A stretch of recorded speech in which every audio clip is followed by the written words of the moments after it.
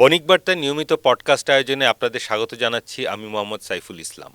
আজ আমরা কথা বলবো বণিক বার্তায় ২৭ ফেব্রুয়ারি প্রকাশিত একটি প্রতিবেদন নিয়ে। প্রতিবেদনের শিরোনাম, পাবলিক বিশ্ববিদ্যালয় শিক্ষকদের মধ্যে পদ পদবি নিয়ে বাড়ছে হাতাহাতি দ্বন্দ্ব। আমাদের সঙ্গে আছেন বণিক বার্তার নিজস্ব প্রতিবেদক ফাতেমাতুজ্জিনিয়া। ফাতেমাতুজ্জিনিয়া, আপনাকে বণিক বার্তা স্টুডিওতে স্বাগতম। ধন্যবাদ। আপনার কাছে আমার প্রথম প্রশ্ন, দেশের পাবলিক বিশ্ববিদ্যালয়গুলো শিক্ষকদের মধ্যে এখন যে দ্বন্দ্ব এবং বিরোধের ঘটনাগুলো সামনে আসতে শুরু করেছে এবং অনেক ক্ষেত্রে অনাকাঙ্ক্ষিত অনেক ঘটনা ঘটে যাচ্ছে, যেগুলো এমনকি হাতাহাতির দিকেও গড়াচ্ছে, তো আমার প্রশ্ন হলো এগুলো এখন কেন ঘটছে? এখানে আমরা যারা শিক্ষা সংশ্লিষ্টদের সাথে কথা বললাম তারা দুটো বিষয়কে সামনে আনছেন। একটি হলো যে একটি সরকার পরিবর্তনের পরে যে পরিবর্তিত পরিস্থিতি, সেখানে শিক্ষকদের একটা পক্ষ দেখা যাচ্ছে বিভিন্ন দাবি দেওয়া আদায় নিয়ে তৎপর হয়ে উঠছে। তারা মনে করছে যে এই মুহূর্তটাই তাদের প্রভাব বিস্তারের জন্য উপযুক্ত একটি সময়। তারা বিভিন্ন পরিবর্তন চাচ্ছে এবং সেটা বাস্তবায়ন করতে চাচ্ছে। আবার অপরদিকে বিগত সময়ে যারা নিয়োগ পেয়েছে, বিশেষ করে অন্তর্বর্তী সরকারের সময়ে যারা নিয়োগ পেয়েছে, তারাই বর্তমানে দায়িত্বরত আছে। তারাও চেষ্টা করছেন তাদের পদ পদবি সুনির্দিষ্টভাবে যেভাবে আছে ওইভাবেই বজায় রাখার। তো এই যে দুই পক্ষের চাহিদার মধ্যে একটা পার্থক্য, দাবি দেওয়ার মধ্যে একটা পার্থক্য, সেটা নিয়েই মূলত দ্বন্দ্ব এবং এক পর্যায়ে সেটা হাতাহাতি পর্যন্ত পৌঁছাচ্ছে। শিক্ষার্থীদের উপর এসব ঘটনার প্রভাব কেমন পড়ছে? এই বিষয়ে আমরা শিক্ষার্থী, শিক্ষক এবং শিক্ষাবিদদের সাথে কথা বলেছিলাম। তো তারা যেটা বলছেন, শিক্ষার্থীরা তো মূলত শিক্ষকদের দ্বারা শেখেন, সুশৃঙ্খল থাকা বলি বা ক্লাসে মনোযোগী হওয়া। তো যখন তারা দেখেন যে তাদের শিক্ষকরা এই ধরনের বিভিন্ন দ্বন্দ্বে জড়িয়ে পড়ছে, তখন স্বাভাবিকভাবে তাদের মধ্যে যে একটা মানসিক অস্থিরতা তৈরি হয় এবং তারাও দেখা যায় যে সুশৃঙ্খল থাকার যে বিষয়টা, সেটা আর সঠিকভাবে থাকতে পারছে না, বা তারাও অনেক সময় বিভিন্ন দ্বন্দ্বে জড়িত হয়ে পড়ছে।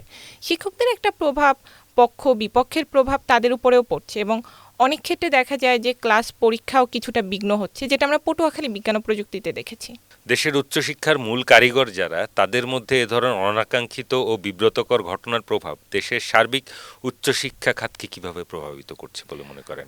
আমাদের দেশে তো উচ্চশিক্ষা খাত নিয়ে দীর্ঘদিন ধরেই নানা রকমের প্রশ্ন আছে, নানা ধরনের অনিয়মের একটা বিষয় শোনা যাচ্ছে। তো সকলেরই প্রত্যাশা ছিল যে অন্তর্বর্তী সরকারের সময় এখানে একটা বড় সংস্কার হবে। তো সেই সংস্কারটা হয়নি, সেটা নিয়ে একটা হতাশা আছে। আবার নতুন সরকারে সেই বিষয়গুলো নিয়ন্ত্রণ করবে, সেটাও প্রত্যাশিত ছিল। তো স্বাভাবিকভাবেই আমরা যখন দেখছি যে সেই একইভাবে দ্বন্দ্ব, হাতাহাতি, পদ পদবি কেন্দ্রিক শিক্ষকদের মনোমালিন্য, এই বিষয়গুলো যখন আসছে, স্বাভাবিকভাবেই শিক্ষার্থী, শিক্ষক বা অভিভাবকদের মধ্যে একটা হতাশা কাজ করছে। যে কারণ কোথাও তো পরিবর্তনের কোনো আশা বা ইতিবাচক পরিবর্তনের কোনো আশা দেখা যাচ্ছে না। তো এটা অবশ্যই উচ্চশিক্ষার জন্য একটা বড় হুমকি হিসেবে দাঁড়াতে পারে, সরকার যদি দ্রুত সময়ের মধ্যে নিয়ন্ত্রণ না করতে পারে। দেখা যাবে এটা হয়তো এক বিশ্ববিদ্যালয় থেকে আরেক বিশ্ববিদ্যালয়ে ছড়িয়ে যাচ্ছে এবং সামগ্রিকভাবে একটা শঙ্কা আছে যে উচ্চশিক্ষা প্রতিষ্ঠানগুলো অস্থিতিশীল হয়ে উঠতে পারে।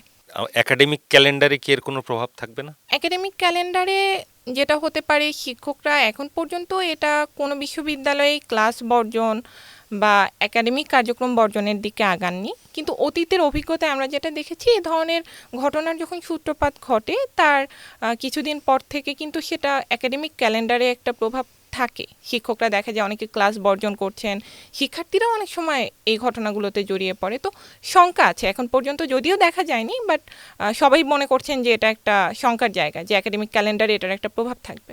সিলেট কৃষি বিশ্ববিদ্যালয়ে কি ঘটেছিল? সেখানে সাদা দলের শিক্ষকরা উপাচার্যের কক্ষে আলোচনা করতে গিয়েছিলেন। তো সেই আলোচনা থেকে বাকবিতণ্ডা এবং সেখান থেকে হাতাহাতি। তো এখানে আসলে দুই পক্ষ দুই ধরনের বক্তব্য দিচ্ছেন। যেটা আমাদের সাদা দলের সহসভাপতি মোজাম্মেল হক, উনি বলেছেন যে তারা গিয়েছিল মূলত দীর্ঘদিন ধরে, বিশেষ করে এই যে অন্তর্বর্তী সরকার উপাচার্যকে নিয়োগের পরে উপাচার্য যেসব শিক্ষক নিয়োগ দিয়েছেন, সেখানে বিশ্ববিদ্যালয়ের শিক্ষার্থীদের উপেক্ষা করা হয়েছে নিয়োগের ক্ষেত্রে। এছাড়া নিয়োগে নানা ধরনের অনিয়ম হয়েছে, দলীয়করণ হয়েছে এবং সাদা দলের শিক্ষকরা অন্যায্যভাবে পদোন্নতি বঞ্চিত হয়েছেন। তো তাদের ভাষ্য হলো তারা এ বিষয়গুলো নিয়ে উপাচার্যের সাথে আলোচনা করতে গিয়েছিলেন।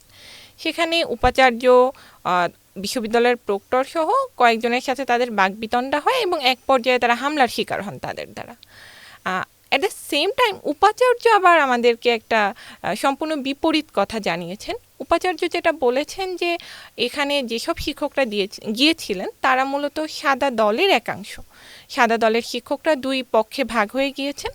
তো যে পক্ষ গিয়েছে তাদের দাবি যে পদ পদবিতে পরিবর্তন আনতে হবে, বিশ্ববিদ্যালয়ের প্রক্টর সহ কিছু গুরুত্বপূর্ণ পদে তাদের শিক্ষকদের নিয়োগ দিতে হবে, সেটা নিয়ে মূলত উপাচার্যের সাথে তাদের হাতাহাতিটা হয়েছে। এবং উপাচার্য দাবি করেছেন যে তারা মবের মাধ্যমে বিষয়টা আদায় করতে চেয়েছিলেন, এবং উপাচার্যের দাবি যে শিক্ষকদের হামলায় তিনিও আহত হয়েছেন।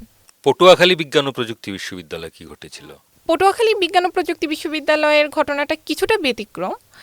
এখানে যেমন আমরা অভিযোগটা পেয়েছি যে পদ পদবি নিয়েই সরাসরি তারা দ্বন্দ্বে জড়িয়েছেন, হাতাহাতি হয়েছে, কিন্তু এখানে ছিল আসলে একটা ফোন কল নিয়ে। শিক্ষকরা, ভেটেরিনারি মেডিসিন অনুষদের যে শিক্ষার্থীরা, তারা একটা আদালতের রায়ের বিষয় নিয়ে আন্দোলন করছিল, কম্বাইন্ড ডিগ্রির বিষয় নিয়ে। তো তার প্রেক্ষিতে তাদের পরীক্ষা বন্ধ ছিল। তো ওই আন্দোলন থামাতে গিয়ে তাদের যে শিক্ষক আছেন সেই শিক্ষক একজন সহকারী প্রক্টরকে কল দিয়েছিলেন, কিন্তু সহকারী প্রক্টর তখন কলটি রিসিভ করতে পারেননি। পরবর্তীতে সহকারী প্রক্টর যখন ঘটনাস্থলে আসেন তখন দুই শিক্ষকের মধ্যে কথা কাটাকাটি হয় এবং তারা প্রকাশ্যে হাতাহাতিতে জড়িয়ে পড়েন সব শিক্ষক শিক্ষার্থীদের সামনে। এখানে আমরা দুজন শিক্ষকের সাথে কথা বলেছি এবং তারা দুজনই আমাদের কাছে দাবি করেছেন যে তারা বিষয়টা নিজেরা মিটমাট করে নিয়েছেন পরবর্তীতে। আর নোয়াখালী বিজ্ঞান ও প্রযুক্তি বিশ্ববিদ্যালয়? নোয়াখালী বিজ্ঞান ও প্রযুক্তি বিশ্ববিদ্যালয়ে এখানে শিক্ষকদের অভিযোগ হলো যে যিনি বর্তমান উপাচার্য আছেন তিনি অনেকটা দলীয় নিয়োগ দিয়েছেন। তার সময় যারা নিয়োগ পেয়েছে তাদের প্রায়, তাদের দাবি অনুযায়ী আর কি, 90%ই কোনো একটা বিশেষ দলের, এবং নিয়োগ তিনি অস্বচ্ছভাবে দিয়েছেন। তো তারা এই বিষয়টি নিয়ে সংবাদ সম্মেলন করেছে, মানববন্ধন করেছে। তো তাদের কর্মসূচিগুলো এখনও চলমান আছে। আর সেখানকার উপাচার্য যিনি, তার দাবি হচ্ছে যে আসলে এটি কোনো অভিযোগ নয়, তিনি সব কিছু স্বচ্ছভাবেই নিয়োগ দিয়েছেন, তিনি সকল প্রমাণ সব কিছু দিতে পারবেন, এ ধরনের চ্যালেঞ্জও জানিয়েছেন সংবাদ সম্মেলনে। উপাচার্য যেটা বলছেন যে আসলে এখানেও সমস্যাটা পদ পদবি কেন্দ্রিক, যে শিক্ষকদের অসন্তোষ আছে, সেই অসন্তোষকে কেন্দ্র করেই মূলত তার বিরুদ্ধে এই অভিযোগগুলো উত্থাপন করা হচ্ছে, এবং তার মতে এই অভিযোগগুলো সম্পূর্ণ মিথ্যা অভিযোগ। যেসব অভিযোগ নিয়ে এসব বিরোধের ঘটনা ঘটছে, আমরা অতীতেও দেখেছি পাবলিক বিশ্ববিদ্যালয় নিয়োগ বাণিজ্য, নিয়োগে অস্বচ্ছতা এবং শিক্ষকদের পদ বঞ্চিত রাখার নানা ধরনের অভিযোগ। সার্বিকভাবে আমরা এটা বলতে পারি যে পুরনো এসব অভিযোগই এখন আবার নতুন করে একটা বড় ধরনের সংকট তৈরি করেছে। ঘটনাগুলো আসলে সেদিকেই যাচ্ছে, এবং উচ্চশিক্ষা খাতের যে বড় সংকটটা, যে দীর্ঘদিন ধরে আমরা আসলে গত 2 দশক ধরেই নিয়োগ নিয়ে অভিযোগের কথা বলছি, উপাচার্যদের দলীয়করণের বিষয়গুলো আসছে, কিন্তু এই অভিযোগগুলো উত্তরণের বা সংকটগুলো উত্তরণের কোনো সুনির্দিষ্ট কর্মপরিকল্পনা আমরা অতীতেও দেখিনি, এবং বর্তমানেও সেই কর্মপরিকল্পনার অনুপস্থিত আছে। যেটা আমরা জানতে পেরেছিলাম যে শিক্ষাবিদদের সাথে কথা বলে, ঢাকা বিশ্ববিদ্যালয়ের আইইআর এর একজন অধ্যাপকের মন্তব্য আমরা এই প্রতিবেদনেও নিয়েছি। তো সেখানে তিনি একটা বিষয় বলেছিলেন যে দীর্ঘদিনের যে সংস্কৃতিটা গড়ে উঠেছে সেই সংস্কৃতি থেকে আমরা এখনো বের হতে পারিনি, এবং তিনি মনে করছেন যে এটা আসলে একদিনে বের হওয়া সম্ভব না। তো সেখানেও তিনি দুটো বিষয় তুলে ধরেছিলেন। আমিও একজন প্রতিবেদক হিসেবে যেটা মনে করছি যে আসলে এই জায়গাগুলোতে আলোকপাত করাটা জরুরি। তিনি একটা বিষয় বলেছিলেন যে উপাচার্য নিয়োগের যে পদ্ধতি সেটি এখন পর্যন্ত স্বচ্ছ বলে দাবি করার সুযোগ নেই। যখন একজন উপাচার্য নিয়োগ হচ্ছে তখনই কিন্তু দলীয়করণের প্রশ্নটা উঠে আসছে। তো যখন উপাচার্যের নিয়োগটাই প্রশ্নবিদ্ধ হয়ে যাচ্ছে, স্বাভাবিকভাবেই তিনি যেসব নিয়োগ দিচ্ছেন সেই নিয়োগ নিয়েও প্রশ্ন তোলার সুযোগ হচ্ছে, এবং যখন অন্য দল বা ক্ষমতার যে কাঠামোগত পরিবর্তন সেটা যখন হচ্ছে, তাকে অপসারণের দাবি আসছে, নানা রকম ঘটনা ঘটছে। তো তার একটা এখানে গুরুত্বপূর্ণ সাজেশন ছিল যে আমরা যদি উপাচার্যদের নিয়োগের কাঠামোটা পরিশুদ্ধ করতে পারি, যখন উপাচার্য স্বচ্ছ হবেন বা নির্দলীয় হবেন, তখন তার কার্যক্রম নিয়ে প্রশ্ন তোলার সুযোগটা কম থাকবে। তো এটা একটা গুরুত্বপূর্ণ বিষয় হতে পারে। আবার দ্বিতীয়ত যে বিষয়টা দেখা যায় যে আমাদের নিয়োগের যে প্রক্রিয়া সেটা আরও স্বচ্ছ করা। অতীতে আমরা দেখেছি যে নিয়োগের দুর্নীতির অভিযোগ আসছে, সর্বোচ্চ শাস্তি একজন হয়তো উপাচার্য পদ থেকে অপসারিত হচ্ছে, কিন্তু একটা পদের অপসারণ তো আসলে শাস্তি হতে পারে না। সুতরাং এই জায়গাগুলোতে আরও বেশি জবাবদিহিতা নিশ্চিত করা, আরও বেশি স্বচ্ছতা কিভাবে নিশ্চিত হতে পারে, সেই পরীক্ষার যে কাঠামো সেই কাঠামোর উন্নয়ন করা, তো এই বিষয়গুলোতে হয়তো আলোকপাত করা যেতে পারে। ফাতেমা তুজ্জিনিয়া, আপনাকে অনেক ধন্যবাদ প্রিয় দর্শক, আমরা প্রতিনিয়তই আপনাদের সামনে হাজির হব এমন নানা বিষয় নিয়ে। আমাদের সঙ্গে থাকুন, চোখ রাখুন বণিক বার্তার ইউটিউব চ্যানেল ও ফেসবুক পেজে। ধন্যবাদ।